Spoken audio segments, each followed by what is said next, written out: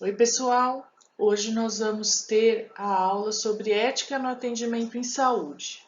Antes de a gente falar um pouquinho sobre essa ética nesse tipo de atendimento e na ética junto aos profissionais e entre os profissionais, eu vou passar aqui 2 vídeos para vocês.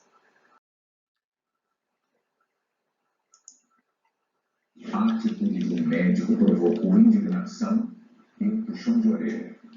O médico Tonino João Betivier não gostou de ter que receber uma receita dada a um de seus pacientes que não foi entendida pelo farmacêutico por causa da caligrafia. A nova receita seguiu com a prescrição e com o bilhete do farmacêutico, que foi chamado de imbecil e de analfabeto. Na realidade, eu estou compreendido porque na hora de eu defender, ele começou a me falar a ele. Eu, de fato, não me defender a ele direito. Era feito. E eu reitero os adjetivos para ele. O Conselho Regional de Farmácia do Maranhão quer que o médico se retrate. Para mim, não foi o Conselho de Farmácia pede ao médico com respeito no médico farmacêutico. Como você está ali para atender uma resolução de uma vida.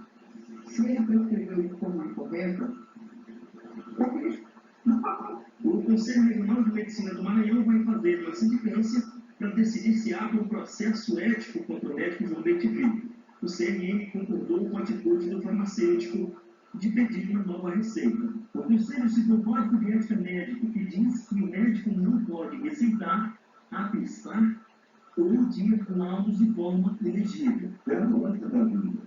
Se eu, como farmacêutico, não entendo que você, como médico, escreveu, você, como médico, é lógico que tem que repetir a receita. Então, o farmacêutico ia passar o tempo. Então, é a finalização do paciente. E esse é o problema, não sei. Eu vi um projeto. Aí que eu mostrei para vocês, existem vários problemas em relação à conduta ética entre os profissionais. Aí é um exemplo de um profissional médico com um profissional farmacêutico, né?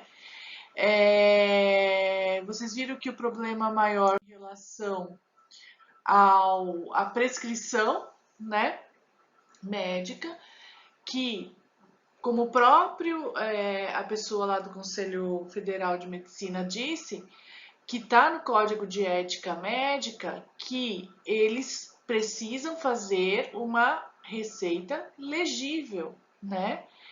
E a pessoa que atendeu essa receita no balcão da farmácia não entendeu o que estava escrito. Acontece demais isso. Só para vocês terem ideia, tem grupos interessantes de vocês participarem no Facebook, que são grupos para desvendar o que está escrito na receita, vocês acreditam? Então o pessoal fala, gente, vocês conseguem ler o que está escrito aqui, podem me dar uma luz, não sei o quê, porque não consegue.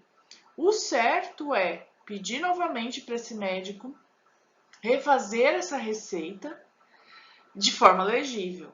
E ainda, o CRM, eles pedem para que nós farmacêuticos, a gente faça uma denúncia para o CRM, porque isso dá processo ético ao médico, né? Porque ele tem que fazer uma coisa de forma legível, porque se não for legível e trocar, tem medicamentos que têm os nomes muito parecidos, e tiver a troca na dispensação, pode acarretar, inclusive, morte desse paciente, né? Mas, assim, ir até a um jornal nacional e mostrar que ele falou que o farmacêutico era imbecil e ainda ele fala, reitero o que eu escrevi, com certeza ele tomou um processo ético, né? Esse aqui é um outro caso, ficou bem famoso, que eu vou mostrar para vocês.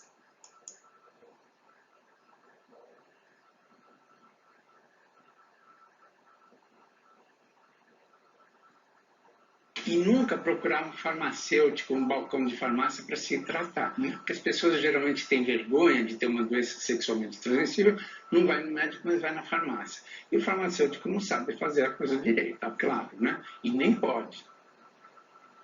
E o farmacêutico não pode ou não sabe fazer a coisa direito.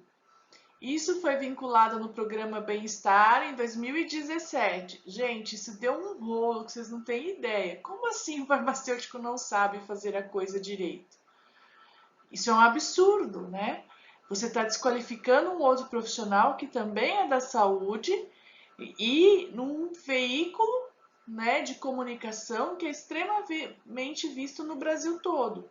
E ainda, o problema, a maioria não considera o farmacêutico um bom profissional, né? Que eu estava conversando com vocês. Porque o farmacêutico está na drogaria, é onde a gente é visto, é na drogaria, e deveria atender melhor essa população em termos de saúde. E acaba só fazendo a entrega do medicamento. E aí um médico falar isso, o que o pessoal vai falar? Nossa, o médico tem razão, é melhor nem seguir o que aquele cara lá atrás do balcão farmacêutico fala, porque ele deve ter razão. Então, esses daí são dois exemplos, né, com farmacêuticos de problemas de ética profissional. Existe ética profissional também entre os farmacêuticos ou a não ética? Sim, existe, tá?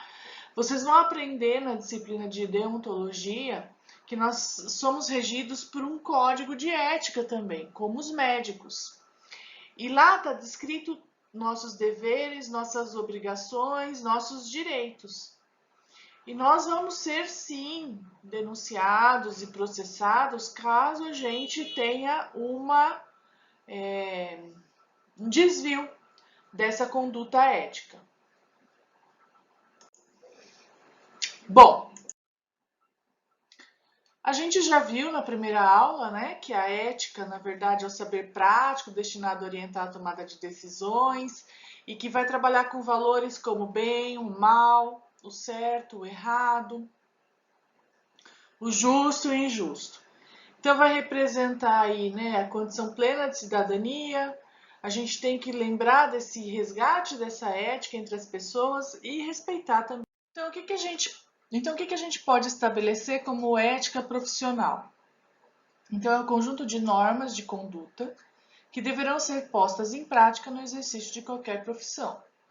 A ética profissional estuda o relacionamento do profissional com a sua clientela, visando a dignidade humana e a construção do bem, estar no contexto sociocultural e onde exerce sua profissão.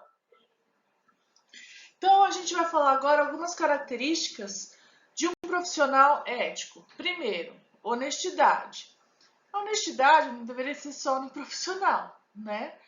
Mas o que a gente diz da honestidade é em relação à confiança que nos é depositado. Então, é muito fácil na área da saúde, vocês devem ver isso aí em reportagens, em propagandas, que é muito fácil encontrar a falta de honestidade, principalmente pelos lucros, privilégios e benefícios fáceis.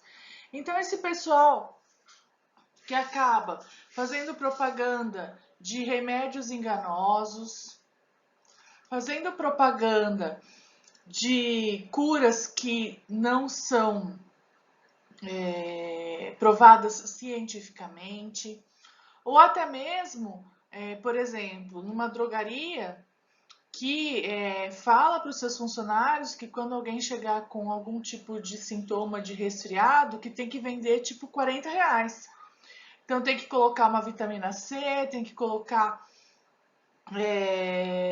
um antigripal, tem que colocar várias coisas. Para quê? Para ter benefício e lucro em cima dessa pessoa. Também a gente vê, por exemplo, não só aí na área farmacêutica, mas em áreas, por exemplo, médicas, pedir exames desnecessariamente ou até indicar tratamentos em lugares que são dos amigos. Outra coisa, por exemplo, é na farmácia de manipulação.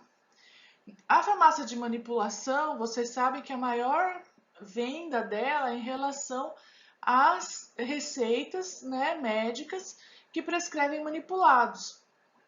Quando você vai no médico e ele prescreve manipulado, muitas vezes ele coloca, olha, eu confio nessa farmácia de manipulação A e nessa B. Aí eu acho que você poderia ir numa das duas. Por que que ele indica? Porque realmente ele confia? Pode até ser. Mas na maioria dos casos, um médico ganha uma porcentagem da farmácia de manipulação em relação à venda desse medicamento.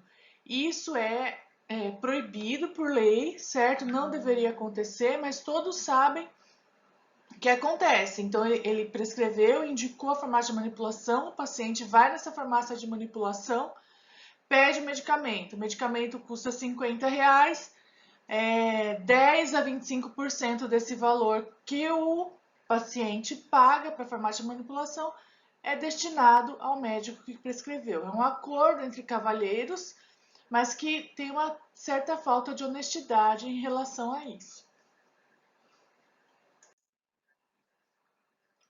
Segunda característica seria o sigilo, que é respeitar os segredos das pessoas, das empresas, o que é uma característica obrigatória para todo profissional.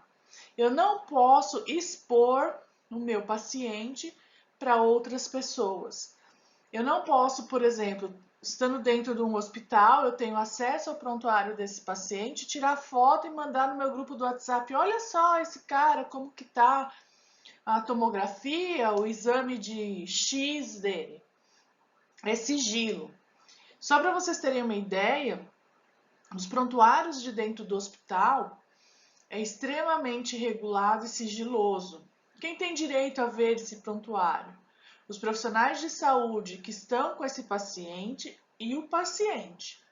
Então, por exemplo, se um paciente relata para você que ele usa drogas, por exemplo, você tem que pôr no prontuário, isso é importante, né? Para conduta médica, para alguns medicamentos. A polícia pode pedir esse prontuário para alegar, por exemplo, tráfico ou usuário de droga? Não, não pode.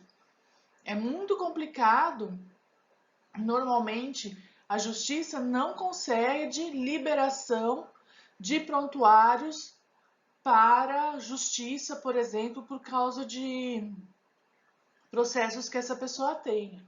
Porque o prontuário é sigiloso, é do paciente e dos profissionais de saúde que cuidam dele. Humildade. O profissional precisa ter humildade suficiente para admitir que não é o dono da verdade, para ouvir o que os outros têm a dizer, aceitar sugestões e reconhecer que o sucesso individual é o resultado do trabalho em equipe. Difícil, né? Você vê pouca humildade no mundo, na verdade, e na área da saúde muito menos. Você vê muitas vezes você dando algumas sugestões e outros profissionais não acreditando nas suas sugestões. Não digo só farmacêutico dando sugestões para médico, enfermeiros, mas próprio farmacêutico não sendo humilde com outro profissional farmacêutico. Imparcialidade. Para ser justo, é preciso ser imparcial, né? Logo, a justiça depende muito dessa imparcialidade. Ter otimismo. Em face das perspectivas da sociedade moderna, o profissional precisa e deve ser otimista para acreditar na capacidade de realização da pessoa humana, enfrentando o futuro com energia e bom humor. É difícil, muitas vezes ter otimismo é muito difícil. Flexibilidade. Ser flexível é uma das características mais importantes que a gente tem dos profissionais hoje, né? Acima de tudo, aceitar a realidade sem criar barreiras e estar disposto a mudar quando as circunstâncias assim exigirem. A mudança tira as pessoas do conforto, da zona de conforto. Então, muitas vezes, quando você precisa mudar algo, você tem muita resistência. E é isso que pede, que os profissionais sejam flexíveis. Aqui eu peguei uma tese, né, da Escola de Enfermagem da Universidade Federal de Minas Gerais, onde ela trabalhou um pouco sobre a expressão da ética nas práticas de profissionais da saúde no contexto de unidades de internação hospitalar. O que ela fez? Ela entrevistou várias pessoas perguntando sobre a ética profissional, da ética e da prática cotidiana desses profissionais de saúde. Os problemas mais apontados foram problemas éticos decorrentes do trabalho interdisciplinar, ou seja, médico não respeita o enfermeiro, que não respeita o farmacêutico, que fala mal do nutricionista e muitas vezes leva isso para o paciente. Não só entre trabalho interdisciplinar, mas entre os próprios colegas de trabalho, então problemas éticos identificados nas práticas dos colegas de trabalho. Exposição dos casos dos pacientes, muitas vezes com sigilo e preconceito em relação a esse paciente. E problemas éticos também em relação profissional-paciente, com discriminação principalmente à hegemonia médica. Então, eu trouxe alguns depoimentos que ela pegou nesse trabalho. Então, primeiro problema. Os depoimentos apontaram que o trabalho interdisciplinar representa conceitualmente um agregado de trabalhadores composto por profissionais de diversas áreas do conhecimento, no qual cada um tem uma técnica específica e nem sempre a compreensão do que o trabalho do outro. Isso é muito claro. Quando a gente fala de equipe multiprofissional, então a gente tem lá um médico, um enfermeiro, um farmacêutico, um fisioterapeuta, um fonoaudiólogo. Aí você pergunta para o fonoaudiólogo, o que o farmacêutico faz? Ele acha que a gente só dá a caixinha de medicamento. Aí pergunta para o farmacêutico, o que o fono faz? A gente acha que ele só trabalha com troca de sílabas e fala. Então a gente não conhece o trabalho do outro profissional. E isso é muito complicado, porque como a gente vai trabalhar interdisciplinarmente se a gente não conhece o que o outro faz? O que tem muito hoje é falar que são equipes multidisciplinares, mas na verdade são equipes que têm vários profissionais, cada um no seu quadrado, e eles não interagem. Exemplo de comentário que ela teve. Essa é uma questão que, assim, eu acho que coloca muito à frente a questão de um profissional querer subir em cima do outro na frente do paciente. Eu já trabalhei em um hospital que uma vez o médico falou para o paciente que a enfermagem era incompetente. Cadê a ética desse profissional? Então, é um relato de uma enfermeira que ela pegou. Outro exemplo. A ética para os profissionais desse estudo é revelada como uma preocupação sobre a prática do outro, demonstrando que o trabalho coletivo no contexto hospitalar tem fronteiras cerradas entre os sujeitos. Exemplo.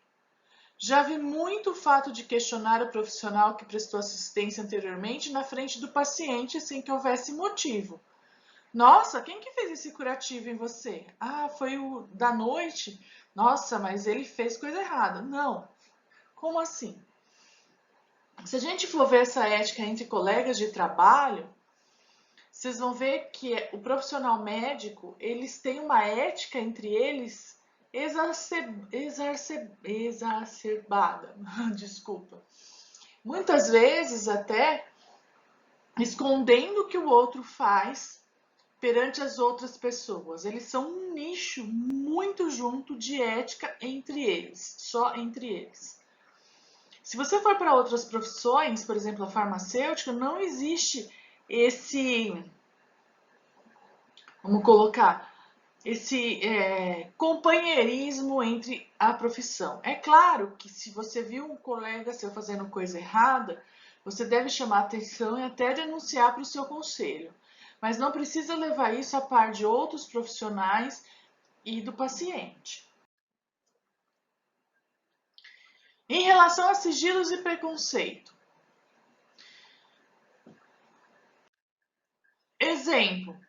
O que eu vejo que é muito comum é quando vou colocar com relação ao profissional paciente, o profissional paciente no âmbito hospitalar, que é muito comum o tratamento diferenciado para algumas pessoas no sentido negativo. Porque o paciente é etilista, ele é usuário de droga, ele não merece atenção e respeito, e isso eu acho muito antiético. Outro problema que eu vejo com relação àqueles que prestam cuidado mais direto é essa falta de respeito em um momento de agitação ou confusão. Na equipe médica, eu vejo muito isso também com relação ao mal-estar da pessoa, que a pessoa tem uma queixa subjetiva demais e o profissional acha que não tem que valorizar aquilo. Então, é a discriminação. Porque a pessoa é etilista, porque é usuária de droga, porque ela tem uma etnia diferente da sua, porque ela não sabe falar direito. Como eu vejo pessoas tirando sarro dos pacientes porque eles não sabem falar direito, não sabem as coisas, é um absurdo isso, né? Ou então você no médico, você vai na farmácia e fala, nossa, eu tô com muita dor de cabeça. Ah, isso não é nada, vai embora. Gente, se a pessoa tá ali, ela deve estar sentindo alguma coisa. Não é para discriminar essa pessoa.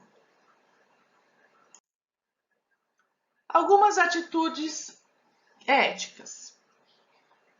Respeite as confidências dos pacientes.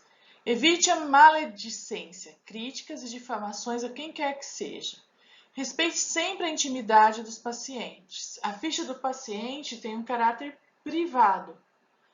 Nunca refira aos pacientes pelo apelido, muito menos pela doença. Ah, sabe aquele cara lá da sífilis? Não, ele não é o cara da sífilis, ele tem um nome, ele é uma pessoa. Conheça bem seu trabalho e suas responsabilidades. Não pratique uma atividade para a qual não esteja habilitado. Preste atendimento sem discriminação, cor, raça, religião, status, condição financeira. Evite comentar sobre sua vida pessoal com os pacientes. E cuidado com o tom de voz. Ter boas maneiras, assim você ganha a confiabilidade dos visitantes. Evitar aceitar a gratificação dos pacientes. Zelar pelo material com que lida e procurar não se ausentar do lugar ou do local do seu trabalho. E as condutas profissionais? Então, aqui tem uma fotinho. Você lá no hospital, deitada na maca do raio-x com o celular na mão. Isso é uma conduta profissional, né? Qual é a postura de um profissional? Como ele deve estar vestido? Qual é a regra do vestimento? Né? Tudo isso faz parte dessa conduta.